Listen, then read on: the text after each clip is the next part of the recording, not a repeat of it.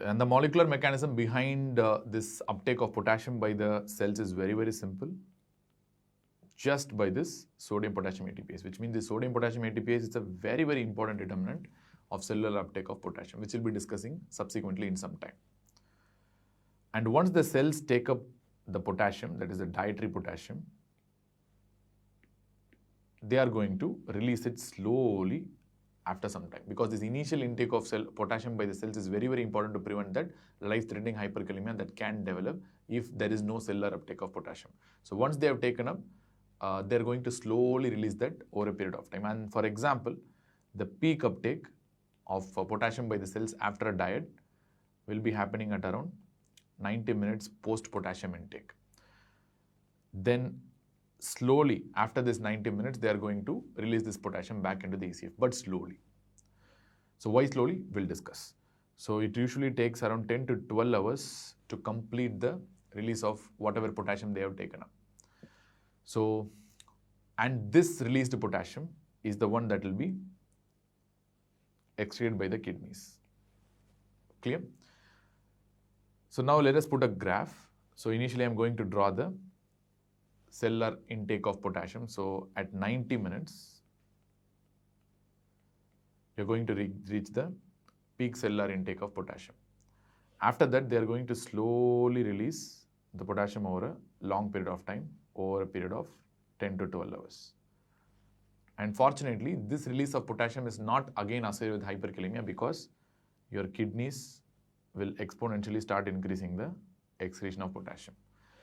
So your kidneys and cellular release of potassium works synchronously. So your cells will release potassium. At the same time, your kidneys are going to excrete potassium more and more, so that there will be no resultant hyperkalemia. And that is also the reason why diet alone cannot be the reason for hyperkalemia or hypokalemia. It's impossible, unless and until your kidney function is deranged, or if there is a problem in the cellular uptake. Remember, there is a lot of steps that prevent your hypokalemia and hyperkalemia from getting developed. So before that, let us finish off the kidney. In the kidney, there are multiple areas which are important in potassium homeostasis, but the most important area is the distal nephron. The distal nephron is the most important site as far as potassium homeostasis is concerned. But before that, there are two processes that are happening in the kidneys. One is potassium reabsorption, and second is potassium excretion, elimination. So whether the kidneys reabsorb potassium or not, for that, let us see a simple example. Let us see the GFR. So what's going to be the glomerular filtration rate? It's going to be 125 ml per minute, which means per day into 24 hours, if I calculate, it will be approximately 180 liters per day. So this is going to be the average glomerular filtration rate in the physiological perspective. What will be the serum potassium? Serum potassium, approximately we can write as 4 milliequivalents per liter. And if you want to know the total amount of potassium filtered per day, total amount of potassium filtered per day, it will come around 180 multiplied by 4 will be equivalent to 720 milliequivalents. That will be the total amount of potassium that is filtered per day. What is the ECF potassium? ECF potassium is approximately 56, so which means ECF water is 14 liters, where the concentration of potassium in the ECF is 4 milliequivalents per liter, average I'm taking, which is going to be approximately 56 milliequivalents. Suppose if the kidneys eliminate all 720 milliequivalents of potassium, the entire ECF potassium will be drained in less than 2 hours. I think it will come around 1.8, 1.85 hours.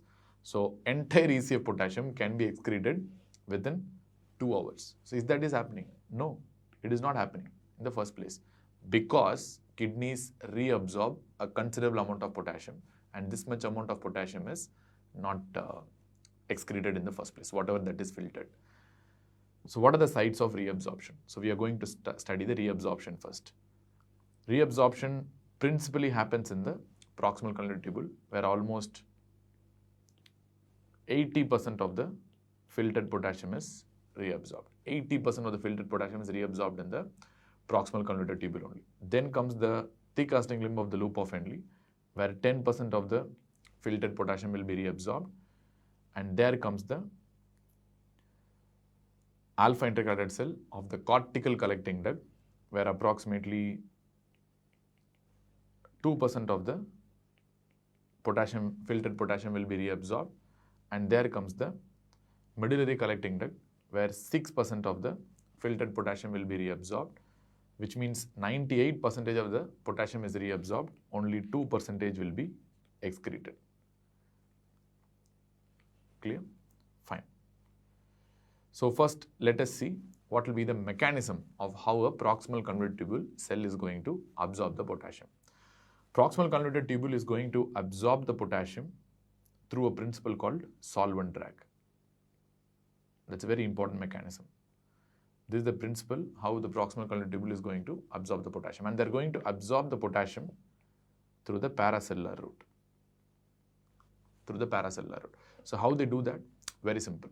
So PCT cell is known for its absorption of sodium as well as water, because I've told you multiple times in the very early sections on endocrinology, especially in the SAIDH and diabetes insipidus section, where I have told clearly that PCT is water permeable. So, and they can absorb sodium by coupling with various other cations, which we are not going to discuss right now. And this movement of sodium obviously will be associated with movement of water. And this water is a solvent. And this movement of water can drag the potassium along with that. And this dragging of water along with the potassium is what we refer to as potassium movement by solvent drag. So the water that is solvent, that is moving and that is taking potassium along with it is what we refer to as solvent drag. And this is the principal mechanism of how a proximal convoluted tubule cell is going to reabsorb potassium. 80% of the potassium that is filtered by the kidneys are reabsorbed by the proximal convoluted tubule. So now let us go on. See the thick ascending limb cell that is going to absorb the potassium. Remember, 10% of the potassium is absorbed by the thick ascending limb cell, which is quite reasonable and quite decent, and again it's very, very important. We know the most important transporter that is located in the thick ascending limb of the loop of Henle tubule cell is going to be the sodium potassium 2-chloride transporter. So let us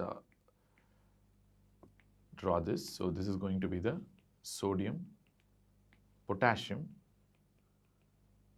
2-chloride transporter, clear? Otherwise referred to as famous NKCC2. Very, very important as far as thick ascending limb of the loop of Henle is concerned.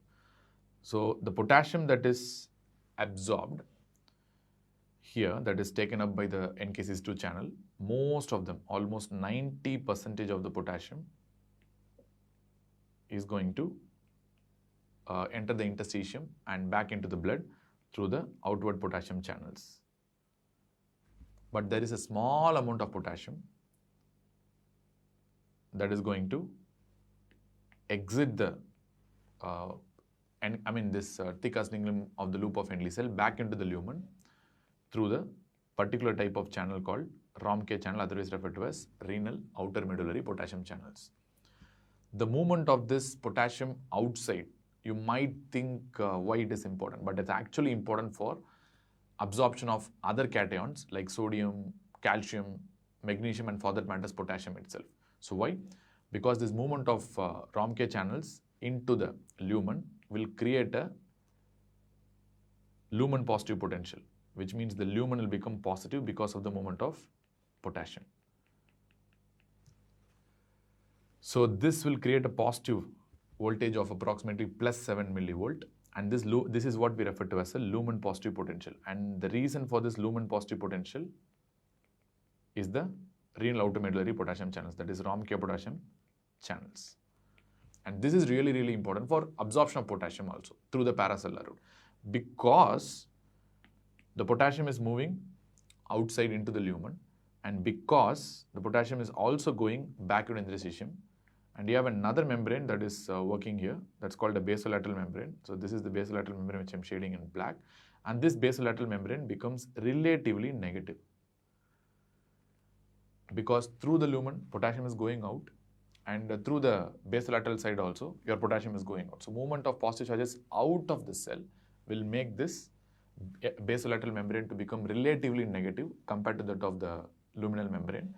And this negativity is the one that is going to absorb the other positive cations like sodium, potassium for that matters, and calcium, magnesium.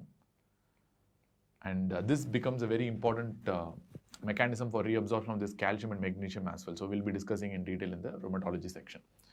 So if somebody asks you what is the most important mechanism for potassium reabsorption, as far as thick ascending limb of loop of Henle is concerned, I will be telling in one word that it's going to be the lumen positive potential. PCT, solvent drag. Your thick ascending limb of the loop of Henle, it is lumen positive potential. That's it. Let us move on to the cortical collecting ducts way of reabsorbing potassium. Very simple, by very important exchanger and transporter called as potassium hydrogen exchanger. It works by ATP principle. It uses energy for the same. And we have alpha intercalated cells in the medullary collecting duct also, which is also going to absorb potassium through the same potassium H plus ATPase or potassium H plus exchanger. But there is another mechanism that is existing as far as this medullary collecting ducts are concerned. That is the paracellular route of absorption of potassium. But this route is very important according to nephrology textbooks. But even though it is not clearly elucidated how they do that, but there are various explanations for that which I will be describing in some time. But we really don't know how this works. But still, it has been proven that there is a paracellular route of absorption that is happening in the medullary collecting duct. Anyways, we know very well, after all this reabsorption, only 2% of the potassium will be excreted. So these are fixed processes. Anyways, these are going to happen for sure. But what if the homeostasis is disturbed? The kidney should take care of that as well. Suppose if you are taking an excess potassium, then kidney should find a way to avoid this hyperkalemia from happening. Suppose if the patient is taking low potassium diet, kidney should find a way to avoid this hypokalemia from developing. How they are going to do? So this reabsorption process are fixed and they cannot alter the reabsorption.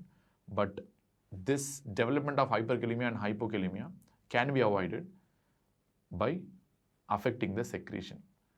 That is why potassium secretion is the one that is going to play a principal role in maintaining the homeostasis. Reabsorption is fixed, it cannot change, but the secretion can be altered to a great extent so that you can prevent the hypokalemia and hyperkalemia from getting overt.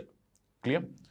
So that is why secretion is a very, very important thing as far as homeostasis is concerned. And this secretion is going to happen in the distal convoluted tubule, and distal part of the nephron, in the distal convoluted tubule and the collecting duct. The most important is the collecting duct area. That is going to be a very, very important area as far as this secretion is concerned. So first let us finish off the DCT cell. DCT cell is having a very poor role in elimination of potassium and potassium secretion, but they do excrete and secrete potassium through this renal outer medullary potassium channels that are located in the DCT also. The name is a misnomer, it should not be medullary. DCT is a cortical structure, but still the channel is the same. So it's a renal outer medullary potassium channels. How they can secrete potassium? By using negativity created by this famous transporter called as thiazide sensitive channels, or otherwise referred to as sodium chloride transporter. So this sodium absorption is going to create negativity that's going to suck out the potassium out of the DCT cell, resulting in potassium excretion. Simple principle.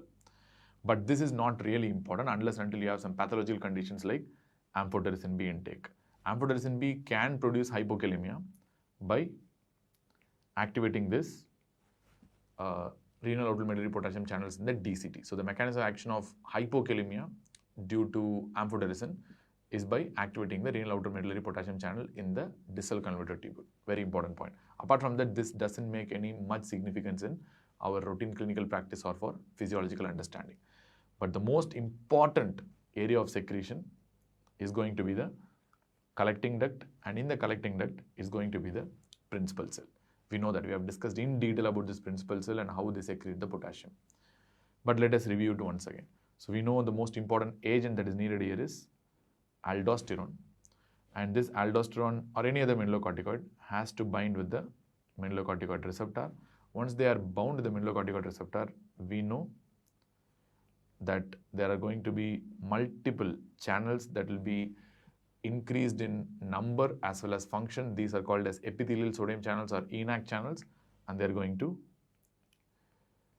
take up sodium from the lumen along with chloride. Obviously, chloride is an absorbed anion, so it's not going to make a much difference, but this intake of sodium is going to make a lot of difference. And this sodium will be going out of the cell into the interstitium back into the blood through the famous sodium potassium ATPase. That's a 3-sodium 2-potassium ATPase. And remember, mineralocorticoid receptor, as I told you before in the previous chapters, is going to activate the production of both ENaC channels as well as the sodium potassium ATPase. And this potassium that is going to get accumulated inside the cell will be actually sucked out by the activity of this renal outer medullary potassium channels because of the electronegativity that is created on the luminal side by movement of sodium inside. We can also explain this by our understanding of basic electrophysiology. So I have put a simplified diagram here where I have drawn the lumen, cell and the interstitium. So this part of the membrane that is facing the lumen is what we refer to as apical membrane of the cell, and this part of the cell that is facing the interstitium is what we refer to as the basolateral side of the cell. And interstitium will have 0 millivolt, which means blood will not have any charge, and interstitium is also not going to have any charge, and it's going to be 0 millivolt. And the resting membrane potential of the cell is minus 70 millivolt on all the directions. And if you take the transmembrane potential between interstitium and the basolateral side, it's going to be the same minus 70 millivolt, which means minus 70 minus 0 is going to be minus 70 millivolt only. And this is almost equivalent to the electrostatic potential, that is equilibrium potential of the potassium. So since this is equivalent to the equilibrium potential of the potassium, there will be no net movement of potassium happening through this area. That's all. Because this potential is enough to stop the potassium from moving from inside the cell to outside cell. So there won't be any movement unless until there is some special condition happening. But on the luminal side, what you're seeing is the fact that the lumen is actually electronegative normally itself, because at the level of collecting duct, the lumen will be electronegative because of a lot of changes that is happening in the urine. And this is going to create a transmembrane potential of minus 70 minus of minus 30 is going to result in minus 70 plus 30, that is minus 40 millivolt. Or simply you can tell difference between minus 70 and minus 30 is minus 40 millivolt only. So this is the transmembrane potential.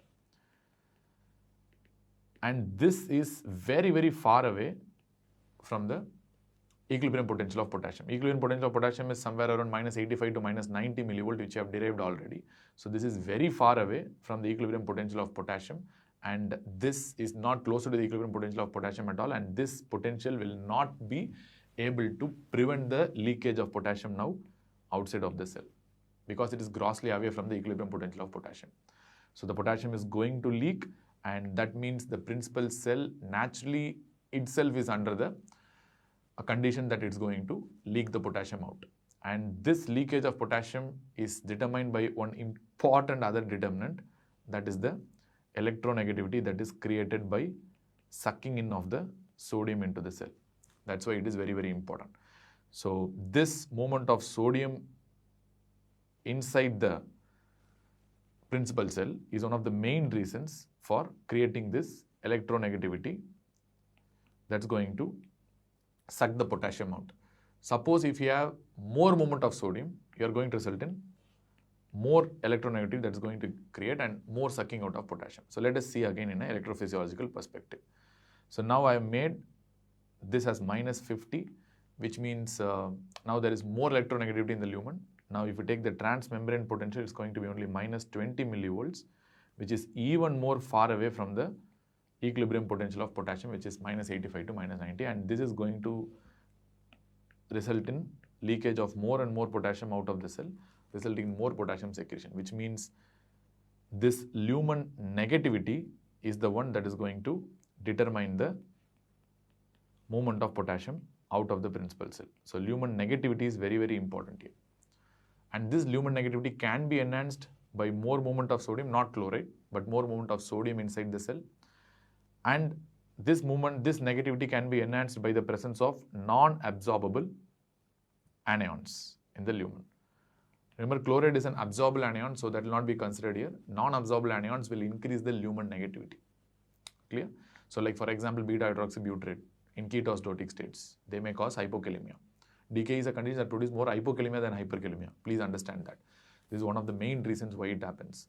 And other anions like bicarbonate. Bicarbonate is not absorbed at this area. So they can, excessive bicarbonaturea may result in hypokalemia. And that is the most important reason for development of hypokalemia in proximal RTA, type 2 RTA, which we'll be discussing in detail in nephrology section.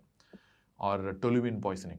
So hippurate contains toluene. Toluene poisoning may result in development of this hypokalemia due to increased non-absorbable anions that is going to be present in the lumen. Fine, all right. So these are the mechanisms of potassium secretion. The most important area for potassium secretion is principal cell. And what are the determinants of potassium secretion? We know that. What are the factors that determine potassium secretion? Because these are the factors that alter the potassium homeostasis itself. Because potassium secretion is very important for homeostasis. Absorption is fixed, but secretion is alterable. You can change the potassium secretion to a great extent, and you can change the entire body's potassium homeostasis by this principle. So what are the things that are going to alter the potassium secretion? So let us see first what are the factors favor potassium secretion. Number one, urinary flow. Very, very important. The tubular flow of urine is one of the very important things that's going to suck the potassium out. Second is the sodium delivery. So more specifically, I can tell the distal sodium delivery, or I can tell it as a urinary sodium also. That's going to predict the movement of potassium out. So more sodium, more sucking in of sodium, more reflux of potassium back into the lumen, right? And at the same time, presence of non-absorbable anions.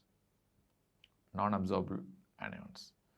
And number four, presence of functioning epithelial sodium channels. Functioning epithelial sodium channels, whether if it's increased function, more sodium absorption and more potassium leakage, Liddle syndrome. If it's reduced function, then you will result in pseudo-hypoaldosteronism, which you have discussed already. Mineralocorticoid resistance will be there. And number five, availability of aldosterone or any other mineralocorticoid for that matters. Because availability of aldosterone is very important for the proper functioning of these ENaC channels as well.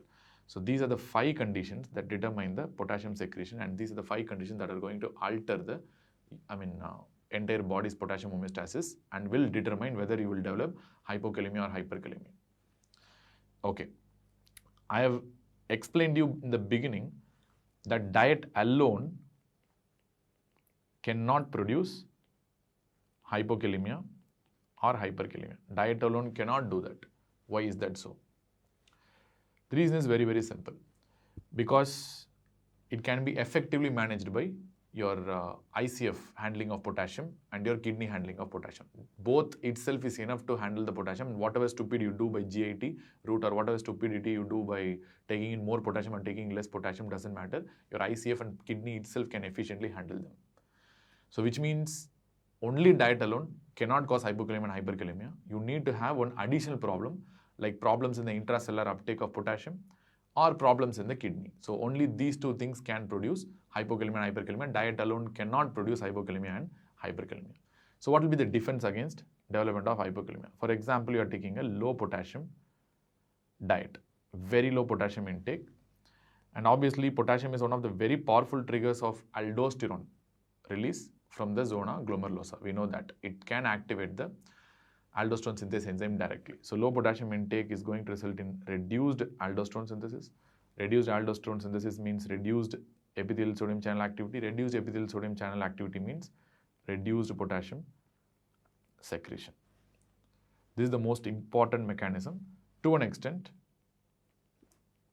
your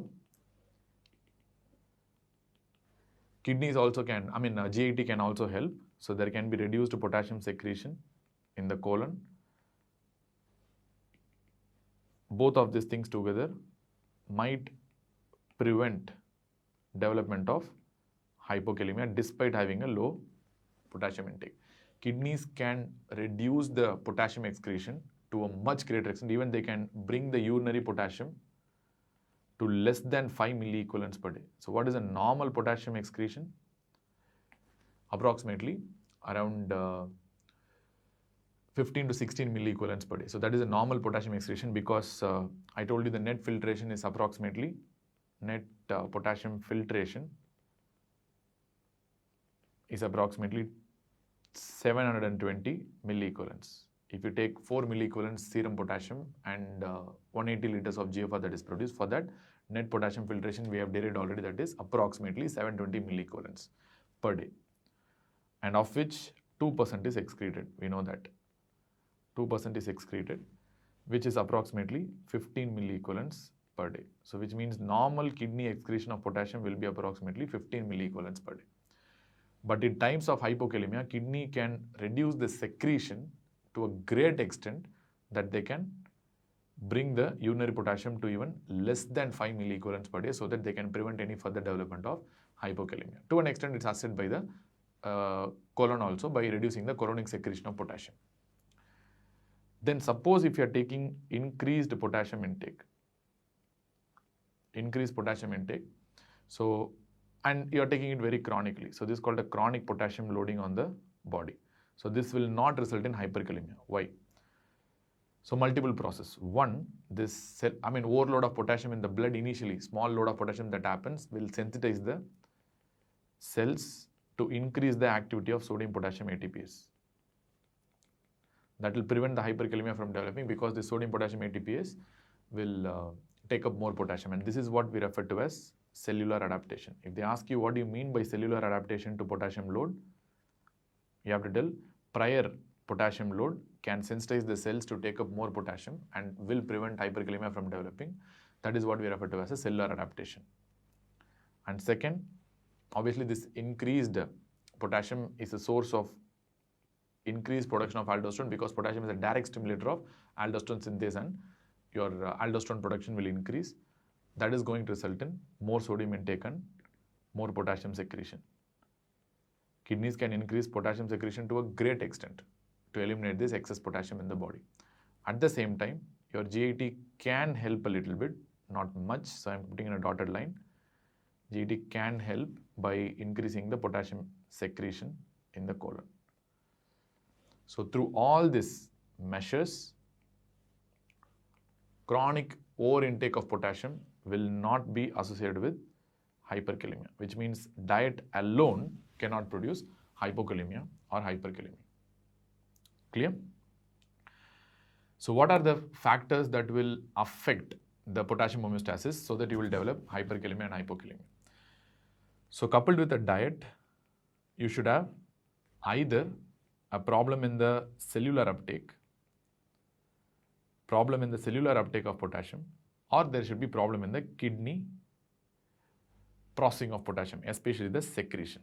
So if you have problems with any of this along with the diet, then only you will get hyperkalemia and hypokalemia. Very, very important. Otherwise, only diet alone will not result in hypo or hyperkalemia. So the next step is to understand what are the things that determine the cellular uptake of potassium. So we know that the sodium potassium ATPase is really, really important. So which means I'm going to ask you what are the things that are going to activate the sodium potassium ATPase and what are the conditions that are going to inactivate the sodium potassium ATPase. Remember, first let us see the conditions that activate the sodium potassium ATPase. Insulin. Insulin through interaction with its insulin receptor and IRS pathway. And after that you have this PI3K-AKT pathway, which I have described in detail already. And by this principle, they are going to activate the sodium potassium ATPase and they can take up more potassium. And they can, that is the reason why in acute hyperkalemic states, we use this insulin and dextrose therapy, because insulin is an agent that moves the potassium from ECF to the ICF by activating the sodium potassium ATPase. Then beta-2 agonists. Remember, beta-2 receptor through cyclic AMP pathway, because they are G stimulatory, through cyclic AMP pathway, they are going to activate the sodium potassium ATPase by causing its more phosphorylation. That is the idea. But remember, alpha receptors can actually reduce the potassium entry into the cells. So beta 2 receptors increase potassium entry into the cells, whereas alpha receptors can reduce the potassium entry into the cells. That is why beta blockers can produce hyperkalemia by blocking the beta 2. But selective beta 1 blockers usually will not result in hyperkalemia. Clear? But non-selective beta blockers, which are affecting the beta 2 receptors also, can produce hyperkalemia by preventing the movement of potassium into the cells. So beta 2 agonists can be used in treatment of hyperkalemia because when you give beta 2 agonists, they are going to increase the potassium movement into the cells. Fine.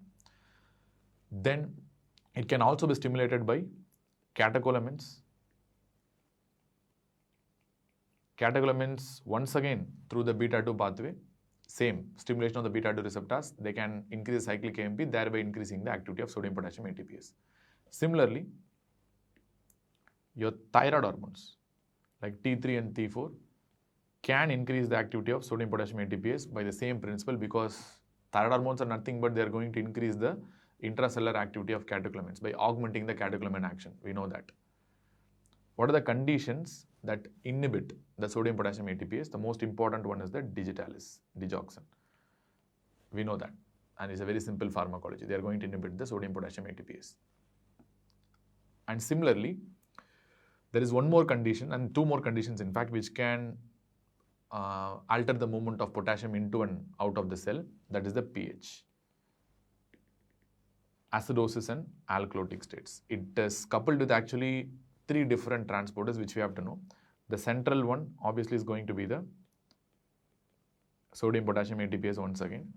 But even though the mechanism is not unknown, but the mechanism what I'm telling is what is given in many major textbooks. So that's why I'm telling this mechanism. But ideally speaking, when you see the research articles, the mechanism of how acidosis shifts the potassium and alkalosis also shifts the potassium is unknown. But anyways, let us couple with two other transporters. One is the sodium hydrogen exchanger that the cells are going to have, especially the muscles. And you also have this sodium bicarbonate exchanger, bicarbonate transporter. So these are the pumps that you have to know if you want to understand the pH related changes in the potassium. First, what will happen in an acidotic state? In acidosis, there will be excessive H plus in the blood. Because of excessive H plus in the blood, so this transporter will be defective now, and this transporter will fail to function properly. That is this sodium hydrogen exchanger, because already there is excessive H plus, and the movement of H plus out of the cell will reduce, and because of the movement of sodium into the cell also will reduce, and that will reduce the activity of this sodium potassium ATPase as well. And that is the reason why potassium cannot be moved into the cell as well, resulting in hyperkalemia. So acidosis is the state that can produce hyperkalemia. Similarly, in acidosis, you will have a low bicarbonate. Low bicarbonate once again will result in poor movement of bicarbonate into the cells through this sodium 2-bicarbonate transporter. And poor movement of sodium into the cells means poor functioning of sodium potassium ATPase also. So sodium potassium ATPase will not function properly, resulting in hyperkalemia, more potassium outside the cell. And not all type of acidosis is going to result in hyperkalemia. A particular type of acidosis called normal anion gap metabolic acidosis only will produce hyperkalemia due to acidosis.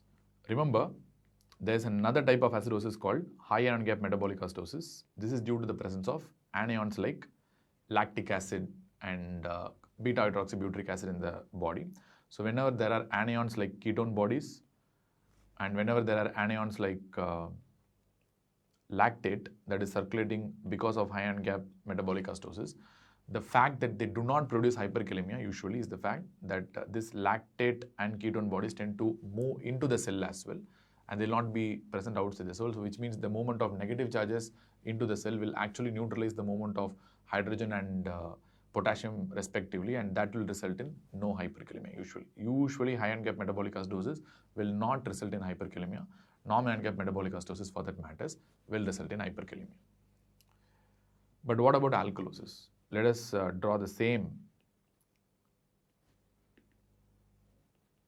three transporters and exchanges once again. So I'm going to draw the sodium potassium ATPase, then the sodium hydrogen exchanger, then the sodium bicarbonate transporter, right? During an alkalosis, we know that there is going to be more bicarbonate and less of hydrogen ions. This excess bicarbonate obviously is going to increase the bicarbonate intake by the cells, and that's going to increase the intracellular sodium. Similarly, this low hydrogen is going to increase the activity of this sodium hydrogen exchanger as well. That is also going to increase the intracellular sodium.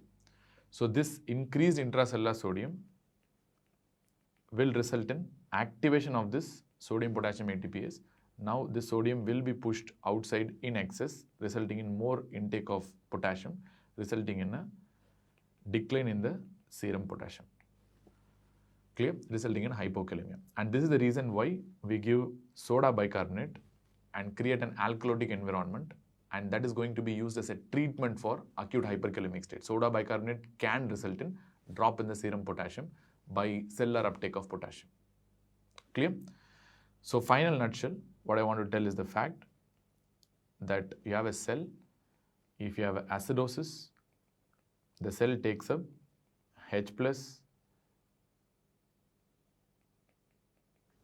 In return, they are going to provide potassium to the blood. So acidosis is a state of hyperkalemia, especially non-Van-Gap metabolic acidosis.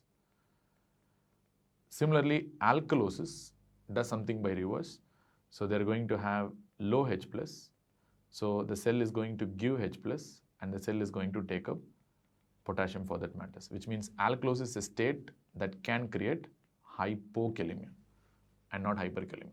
So this is what our understanding is till now. And one more thing that can alter the cellular release of potassium is the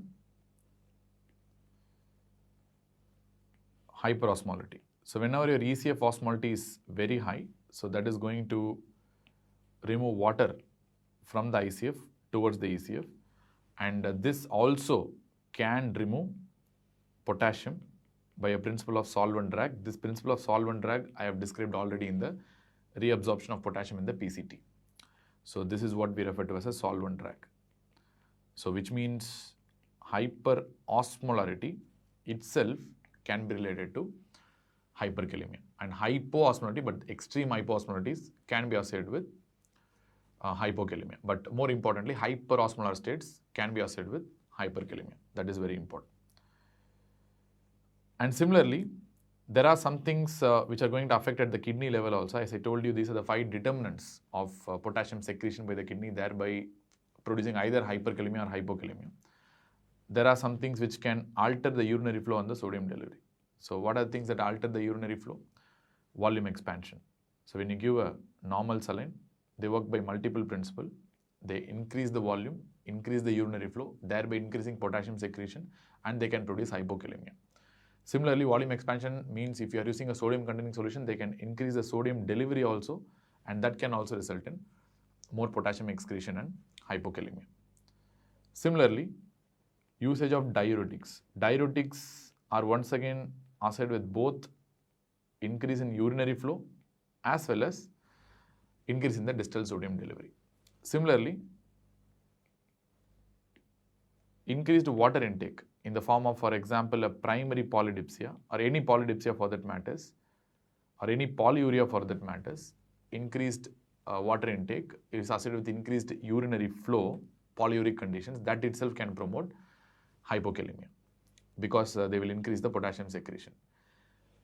Similarly, presence of non-absorbable anions like your ketone bodies in the form of beta-hydroxybutyrate in diabetic ketoacidosis, or presence of ketone bodies in starvation, taking long-term alcohol, chronic alcoholics, and at the same time presence of other non-absorbable anions like toluene, bicarbonate. Bicarbonate is really, really important when you want to understand why hypokalemia in a type 2 RT, because this is a non-absorbable anion as far as this collecting duct is concerned. So which means this bicarbonate, when it is released in excess, they can precipitate hypokalemia by producing more lumen negativity and sucking out of potassium from the principal cell. And this activity of ENaC channels is also very, very important, because example for this is Liddle syndrome.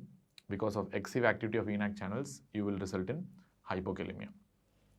And similarly, availability of aldosterone is very important. For example, in hyperaldosteronic states, you might result in hypokalemia, because hyperaldosteronism will increase the ENaC activity, increasing sodium intake with the principal cells, resulting in more potassium efflux, resulting in hypokalemia. So these are some of the conditions which I told you that are going to cause hypokalemia by various principles. So whatever factors that we have discussed already. We are coming to the end. Final summary.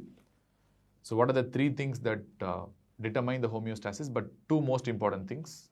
First is the ICF, which is important for short-term regulation of the serum potassium. And second one are the kidneys that are going to be important for the long-term regulation or a chronic regulation of potassium homeostasis. All right. Now, GIT plays a very, very little role in potassium homeostasis. I told you already. But anyways, let us see from the GIT perspective. So we know that from the GIT, 90% of the potassium will be absorbed and 10% of the potassium will be excreted. Clear? And this absorption can be interrupted by your potassium binding resins, which we'll be discussing in the treatment part of hyperkalemia. But anyways, 90% will be absorbed, of which 77% of the 90% will be in small intestine and remaining 13% will be in the large intestine. We know that is the colon. And cellular uptake of potassium is predominantly determined by this activity of the sodium potassium ATPase only. And what are the conditions that alter the cellular uptake of potassium? Condition number one is the activity of sodium potassium ATPase, as I already told you. There are various drugs and various agents that can alter the sodium potassium ATPase activity, including insulin, catecholamines, thyroid hormones, then digoxin. A lot of conditions can alter the sodium potassium ATPase activity. Second one is the pH, mechanism unknown, but there are some mechanisms which have been described, which I've told you already. Acidosis or alkalosis, both can increase or decrease the cellular uptake of potassium. Acidosis will result in hyperkalemia, alkalosis will result in hypokalemia, most importantly, normal handicap metabolic acidosis. Number three, to a minor extent, serum osmolality. By principle of solvent drag, more serum osmolality will result in more potassium in the blood, resulting in hyperkalemic states. Similarly, cells cannot hold up potassium for a long time. They have to release it back. So that is the reason why I told you this intracellular regulations of potassium will be only for short term. It will not be for long term. They cannot have depleted potassium for a long time, nor they cannot have a high potassium for a long time. Anyway, it will redistribute over a period of time. And kidneys will have two principles. One is reabsorption and second one is secretion. Normally, the amount of potassium that is excreted is 2%. 98% will be reabsorbed. Only 2% will be excreted into the urine. But this amount that is excreted can be greatly altered by the amount of potassium intake. So the most important way of maintaining the potassium homeostasis in the long run is the alteration in the potassium secretion. So what are the factors that alter the potassium secretion? As I already told you, urinary flow, tubular sodium concentration, that is urinary sodium or distal sodium delivery, functioning ENaC channels, availability of aldosterone, and presence of non-absorbable anions in the lumen, which produces more electronegativity. So these are the 5 conditions that alter the secretion, thereby causing hypo as well as hyperkalemia. So if you know this summary itself, this must be enough to understand the potassium disorders, which we'll be discussing in some time. So the next topic is going to be on hypo and hyperkalemia.